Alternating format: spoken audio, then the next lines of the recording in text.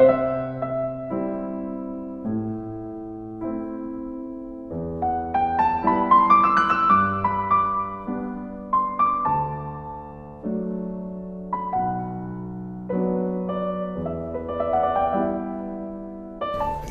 što je lepo.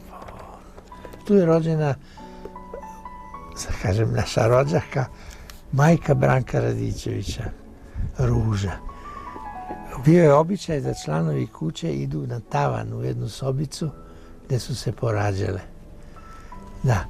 A to je bila ovdje gožarska radnja moga Čukunde, šta dođe, on je deda moje babe po ocu. Dakle, inače Vukov prijatelj, tu je odsedao Vuk.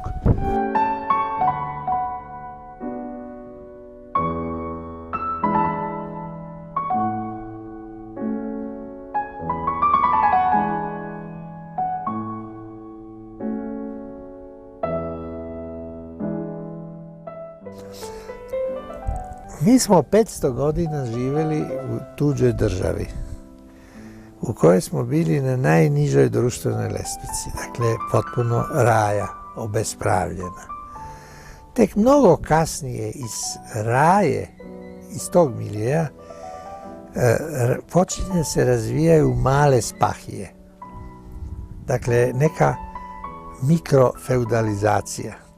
U stvari to su seljaci koji su ugledne porodice koje su dobile statut nekog seoskog kneza. Recimo, to su bili onda beratlijski kneževi. Morao je da dobije berat, da bude starešina sela, a istovremeno i glavno da bude sabirač poreza međuhrišćanski, jer neće vezir iz Travnika da se lomata tamo po selima i nekim gudurama da traži pare. Ne, on sedi na divanu, puši čibuk i pije kahve i kaže knezu Užičkom: dođi, eto, 5 kesa mi donesi, a tebi šta ostane? Šta ostane? Znači guliti narod, jer 5 kesa je odredio. I to je taj život u tuđoj državi stvorio je kod ljudi osjećaj nesigurnosti, mržnje prema toj državi i napredno jeste da napredno razarati svim mogućim sredstvima tu državu. Ako možeš da je skrneš. Prema tome, ukrasti državi je nešto pozitivno.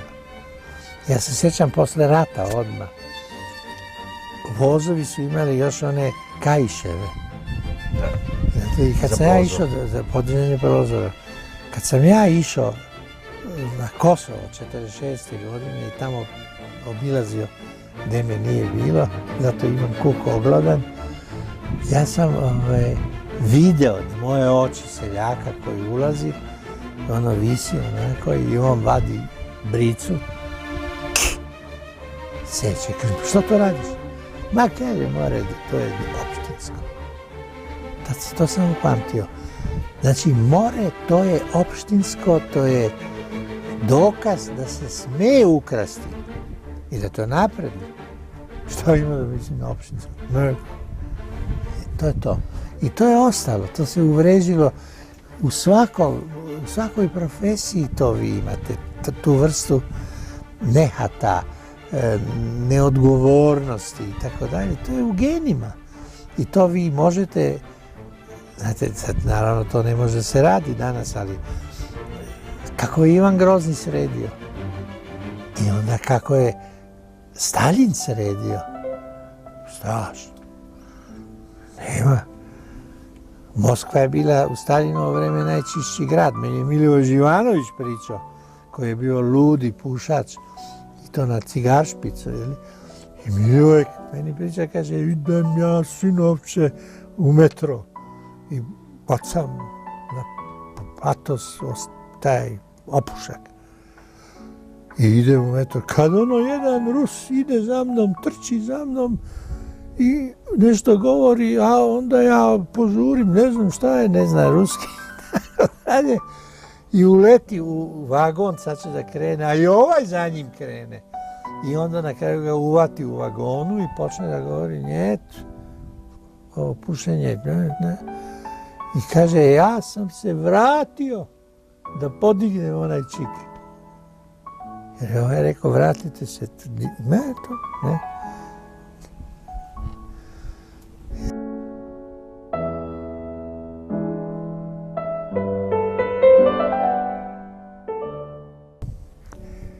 Jao, nemate me vuči za jezik. Dobro, nije važno.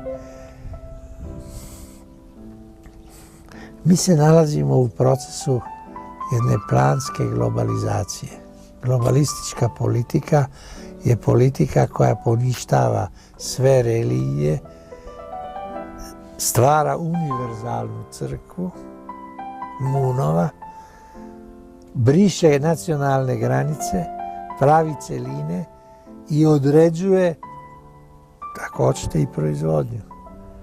Francuzi su mlijeko prosipali, proizvođači, po ulicama, mlijeko, spaljivali proizvode, jer im je zabranjeno bilo iz Brisla da proizvode ne znam koja količina ili više, jer je to dato pravo, ne znam, Holanđanima ili ne znam kojih. Znači oni i tim putem unificiraju svet. Reč je o jednoj planski sprovedenoj unifikaciji sveta. Vrlo prosto. Pa najbolje će to da urade unificirani prosvetni programi, koji su tako pravljeni da se što više mozga ispere.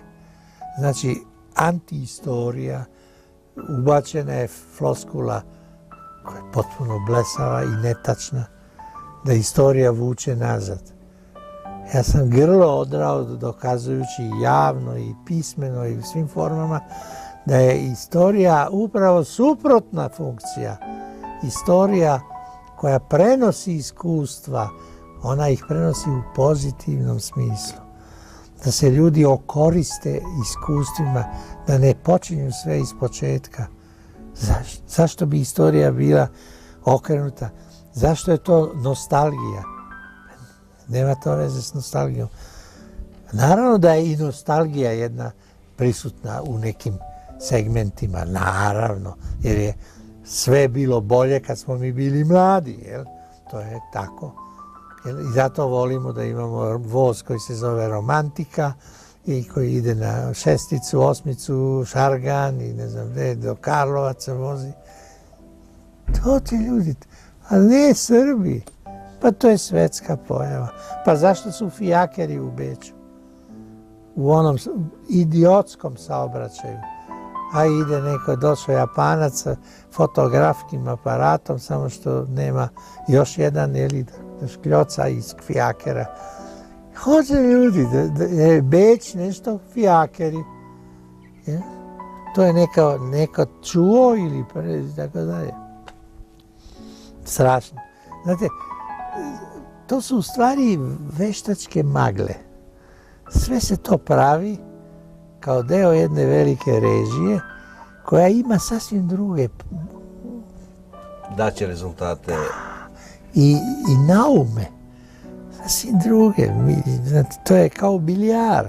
Igrate biljar, gađate ovu kuglu, a u stvari udarac je namenjen ovoj, a vi gađate ovu kuglu. To je biljar. Mi igramo jedan politički biljar u svetu. Kome naravno zna se ko udara.